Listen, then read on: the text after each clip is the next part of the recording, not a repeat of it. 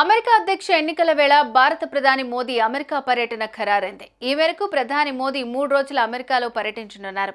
PM Modi మొదట Wilmington చేరుకుని అక్కడ జరిగే క్వాడ్ సమ్మిట్ లో అమెరికా అధ్యక్షుడు బైడెన్, ఆస్ట్రేలియా ప్రధాని ఆంథోనీ ఆల్బనీస్, జపాన్ కౌంటర్ వ్యోమియో కిషాడోతో కలిసి పాల్గొంటారు. అదే సమయంలో 3 క్వాడ్ దేశాల నాయకులతో కూడా ప్రధాని మోదీ వేర్వేరుగా ద్వైపాక్షిక చర్చలు జరుపుతారు.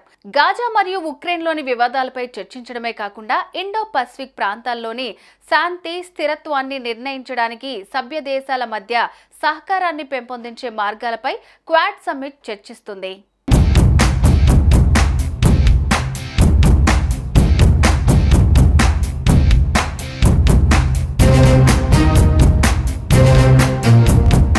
న్యూయార్క్ లో ఐక్యరాజ్య సమితి జనరల్ అసెంబ్లీలో ఫ్యూచర్స్ శిఖరాగ్ర సదస్సులో పీఎం మోదీ ఎన్ఆర్ఐలను ఉద్దేశించి ప్రసంగిస్తారు.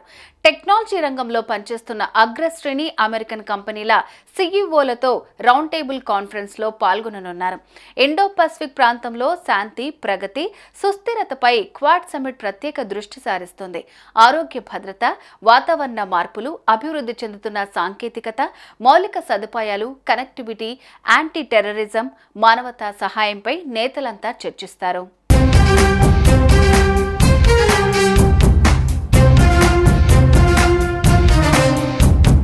ప్రధాని మోదీకి అమెరికా పర్యటన ఉన్న నేపథ్యంలో అక్కడి ఎన్నికల్లో కొత్త చర్చ మొదలైంది. అమెరికా అధ్యక్ష ఎన్నికల్లో భారతీయ అమెరికన్ల మద్దతు ఎవరికి అనే ప్రశ్న చర్చనీయాంశమైంది.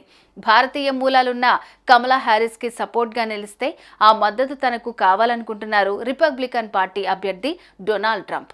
భారత ప్రధాని మోదీని తాను కలుస్తానని అమెరికా మాజీ అధ్యక్షుడు డొనాల్డ్ ట్రంప్ తెలిపారు.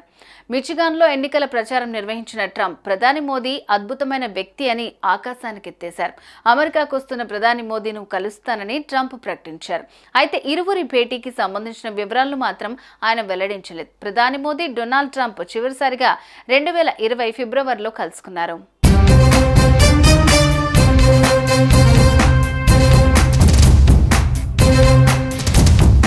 ప్రస్తుతం అమెరికా అధ్యక్ష ఎన్నికలు హోరాహోరీగా సాగుతున్నాయి. డెమోక్రటిక్ అభ్యర్థిగా బైడెన్ తప్పుకోవడంతో పోటీ మరింత పెరిగింది.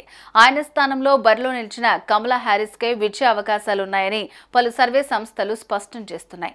ఈ నేపథ్యంలో వరుస దాడులతో ప్రాణాపాయం నుంచి తప్పించుకుంటున్న ట్రంప్ సానుభూతి ఓట్లతో గట్టెక్కుతాను అని నమ్ముతున్నారు.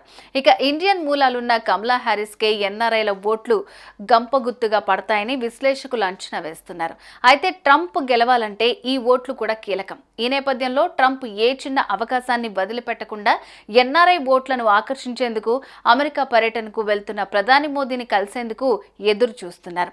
మోదీతో సమావేశం తనకు మైలేజ్ ఇస్తుందని ఆశిస్తున్నారు. అయితే ఒకవేళ సమావేశం అయితే ట్రంప్కు ఎంత మేర కలిసి వస్తుందో చూడాలి.